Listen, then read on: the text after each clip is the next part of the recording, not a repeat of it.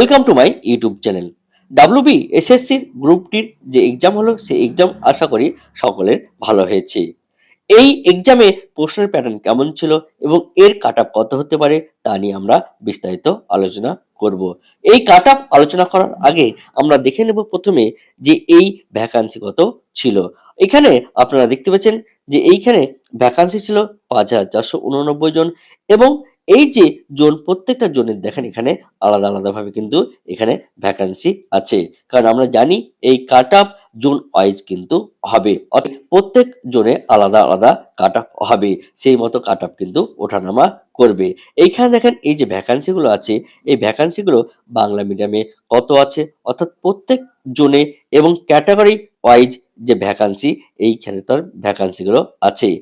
Mail এবং female প্রত্যেকটা vacancy কিন্তু একসাথেই দেওয়া আছে প্রত্যেকটা জনের ক্ষেত্রে। এখানে দেখেন ফিমেল এবং বিভিন্ন যে মিডিয়াম সেই মিডিয়ামের কিন্তু আলাদা আলাদাভাবে এইখানে ভ্যাকান্সি গুলো তৈরি করা আছে। আপনি ইচ্ছা করলে এগুলো একবার দেখে নিতে পারেন। হিন্দি মিডিয়ামে মেল ফিমেলে কতগুলো ভ্যাকান্সি আছে, যে ফিমেল কতগুলো ভ্যাকান্সি আছে, তারপর উর্দু মিডিয়ামের যে মেল ফিমেল কতগুলো ভ্যাকান্সি আছে প্রত্যেকটা কিন্তু এইখানে দেওয়া আছে। আপনি ইচ্ছা করলে ভিডিওটিকে পজ করে আপনি এগুলো দেখে নিতে পারেন। এবার মূল বিষয়ে চলে আসি। আমরা এখানে ভ্যাকান্সি দেখলাম ৫,৪৮৯ জন দেখেছি। এর মধ্যে যারা আনটেন্টেড ক্যান্ডিডেট তাদের কিন্তু এক্সপিরিয়েন্সের ৫ নাম্বার তাদের দেওয়া হবে। যার ফলে যারা সাধারণ জেনারেল ক্যান্ডিডেট তারা কিন্তু তাদের থেকে কিছুটা না হলেও পিছিয়ে থাকবে। তাহলে আপনাকে ধরে নিতে হবে যে ৫,৪৮৯ জন টোটাল ভ্যাকান্সি এলো মানে মহামান্য সুপ্রিম কোর্টের রায় অনুসারে কিছু প্রার্থী চাকরিতে পারেনি। আমরা যদি ২০১৭ সালের ভ্যাকান্সি দেখি সেখানে গ্রুপ ডিতে ভ্যাকান্সি ছিল ৩,২১৬ জন এবং টেন্ডেড যে ক্যান্ডিডেট পাওয়া গেছে সেটা কত ২,৩৮৯ জন।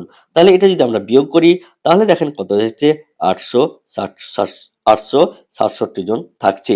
এই ৮৬৭ জন কিন্তু এরা আনটেন্টেড। তার মানে এরা এই গ্রুপ ডি পরীক্ষা যদি দেয় তাহলে তাদের কিন্তু এক্সপিরিয়েন্স হিসাবে তাদের ৫ নাম্বার অগ্রিম দেওয়া হবে। অর্থাৎ আমাদের যে টোটাল কাট অফ হবে সেই কাট অফ হবে কিন্তু এই ৪৫ এর মধ্যে। এই ৪৫ এর মধ্যে আপনি কত পাবেন তার উপর ভিত্তি করেই এই কাট অফ তৈরি করা হবে। তাহলে জেনারেল ক্যান্ডিডেট যারা পরীক্ষা দিয়েছে তাদের ৪০ এর মধ্যে, যারা আনটেন্ডেড ক্যান্ডিডেট তারা কিন্তু তাদের এই ৪৫ মার্ক ধরে কিন্তু তাদের কাট অফ করা হবে। তাহলে এরপরে আমরা দেখব এই কাট অফ কত হচ্ছে। দেখে নেব ২০২৬ সালে এই গ্রুপ ডিতে কতজন পরীক্ষা দিয়েছে। এইখানে আপনার ফর্ম ফিল আপ করেছিল আপনার 8.17 লাখ এই ক্যান্ডিডেট ফর্ম ফিল আপ করেছিল এবং এর মধ্যে আপনার 46% কিন্তু পরীক্ষা দিয়েছে অর্থাৎ 46% ক্যান্ডিডেট দিয়েছে। এর মধ্যে ৩,৭৫,৮৩৫ জন কিন্তু এই পরীক্ষায় অংশগ্রহণ করেছে অর্থাৎ তারা সকলেই এই পরীক্ষা দিয়েছে। দেখে নেব কোশ্চেন প্যাটার্ন। এই পরীক্ষাটি হয়েছিল ৪০ মার্কের এমসিকিউ পরীক্ষা হয়েছিল। এই কোশ্চেনটাকে আমরা ৩টা পার্টে ভাগ করে নেব। অর্থাৎ প্রশ্নের যে প্যাটার্ন সেই প্যাটার্নগুলো একবার আমরা দেখে নেব। এইখানে আমরা যদি দেখি তাহলে ১৩টা মোটামুটি সহজ প্রশ্ন ছিল এবং হার্ড যে প্রশ্ন সেটা কত ছিল ৭টা প্রশ্ন ছিল এবং যেটা মডারেট অর্থাৎ না সহজ না কঠিন তার মধ্যে এখানে ছিল ১৭টা কোশ্চেন ছিল। এটা আমার মত অনুসারে। এই প্রশ্নের ক্রম অনুসারে যদি সাজানো হয় কটা হার্ড, কটা সহজ এবং কটা মডারেট প্রশ্ন ছিল তা অবশ্যই আপনি তা কমেন্ট বক্সে কমেন্ট করে জানাতে পারেন। তো আমার মতে যে সবথেকে সহজ ছিল ১৩টা প্রশ্ন, খুব কঠিন প্রশ্ন ছিল ৭টা এবং এই ১৭টা ছিল না কঠিন না সহজ অর্থাৎ মিডিয়াম টাইপের ছিল। এটার মধ্যে ২টো বা ৩টা প্রশ্ন এমন ছিল যেটা এখন পর্যন্ত কনফিউশনে আছে। অর্থাৎ পর্ষদ থেকে যতক্ষণ পর্যন্ত অ্যান্সার না দেওয়া হবে ততক্ষণ পর্যন্ত এই ২টো বা ৩টা প্রশ্নের যে অ্যান্সার কি হবে সেটা বলা খুব মুশকিল। দেখেন যে প্রথম প্রশ্ন ছিল কাকে আপনি ধিং এক্সপ্রেস বলবেন? এই প্রশ্নটা। তারপর দেখেন এখানে ভারতের মানচিত্র কে তৈরি করেন? এখানে দেখেন সাধারণ ছাত্রছাত্রীদের কাছ থেকে এই যে কোশ্চেনটি এই কোশ্চেনটিও আমার মনে হয়েছে কঠিন। তারপর দেখেন এই যে অঙ্কটা অর্থাৎ একটি খামারে কিছু হাঁস এবং গরু ছিল সেখানে মোট ৭টি মাথা ছিল এবং ১৮টা পা ছিল। অর্থাৎ ম্যাথ নিয়ে একটু সমস্যা আছে তাদের ক্ষেত্রে এই অঙ্কটা একটু কঠিনই ছিল। এছাড়া এখানে দেখেন যে ২০২৪ সালে সর্বকনিষ্ঠ বিশ্ব দাবা চ্যাম্পিয়ন কে হন? তারপর পশ্চিমবঙ্গের কোন জেলা বালুচরী শাড়ির জন্য বিখ্যাত? যে কোয়েশ্চেনটি এখন পর্যন্ত কিন্তু এই কনফিউশনে আছে যে এর অ্যান্সার কোনটা হবে? এ মুর্শিদাবাদ হবে না বাঁকুড়া হবে? সেটা যতক্ষণ পর্যন্ত পর্ষদ থেকে না অ্যান্সার কি বেরোবে ততক্ষণ বলা মুশকিল।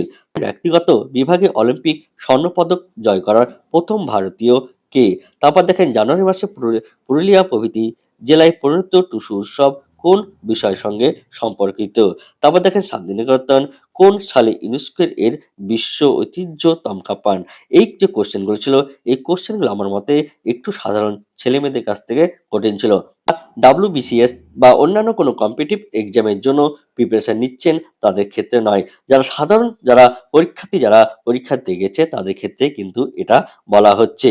কারণ যারা WBCS পরীক্ষা দিচ্ছে তাদের কাছে সমস্ত কোশ্চেনটাই আশা করি সহজ ছিল। আমরা দেখে নেব এই কাট অফ কত হতে পারে। এই কাট অফ আমার নিজস্ব একদম ব্যক্তিগত মতামত।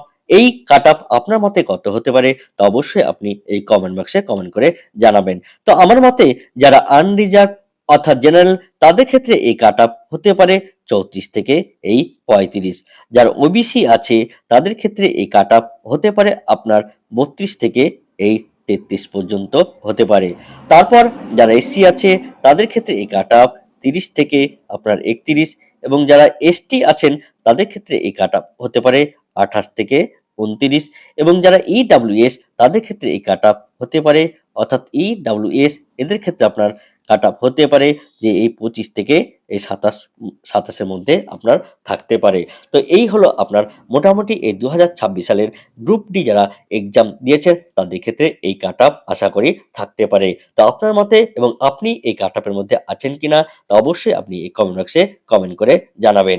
এবং এর যে রেজাল্ট অর্থাৎ WB এসএসসির গ্রুপ সি এবং গ্রুপ ডির যে রেজাল্ট সেই রেজাল্ট কবে পাবলিশ হবে সেটা একবার আমরা দেখে নেব। অর্থাৎ এই পর্ষদের যে বক্তব্য এই পর্ষদের বক্তব্য অনুসারে এই যে রেজাল্ট এই রেজাল্ট আপনার ভোটের পরেই হবে। এই রেজাল্ট আপনার জুলাইয়ের আগে কোনো মতেই হওয়া সম্ভব নয়। সেইটা এখানে দেখেন এই যে নিউজ পেপার কাটিং এ সেই নিউজ পেপার কাটিং এ কিন্তু এখানে আপনার দেওয়া আছে। কারণ সামনে ভোট আছে এবং এত বড় একটা এক্সাম সেই এক্সাম করতে তাদের কিছু সময় লাগবে সেটা এখানে দেখেন বলা আছে। The test was held peacefully for the selection of group C and group D. More than 15 lakh candidate wrote the test. The commission will need time to evaluate so many answer script. It will not be publish the result before July. অর্থাৎ জুলাইয়ের আগে কিন্তু এই result হবে না। The SSC chairperson shed অর্থাৎ SSC chairperson কিন্তু এটা বলে দিলেন যে জুলাইয়ের আগে কোনো মতেই এই রেজাল্ট পাবলিশ করা সম্ভব নয়। তো আশা করি এই জুলাইয়ের পরে অর্থাৎ অগাস্ট সেপ্টেম্বর মাসে এই রেজাল্ট পাবলিশ হওয়ার কিন্তু একটা সম্ভাবনা থাকবে। তো আশা করা যাক কি হয় সেটাই এখন দেখার বিষয় যে এর রেজাল্ট কবে পাবলিশড হয়।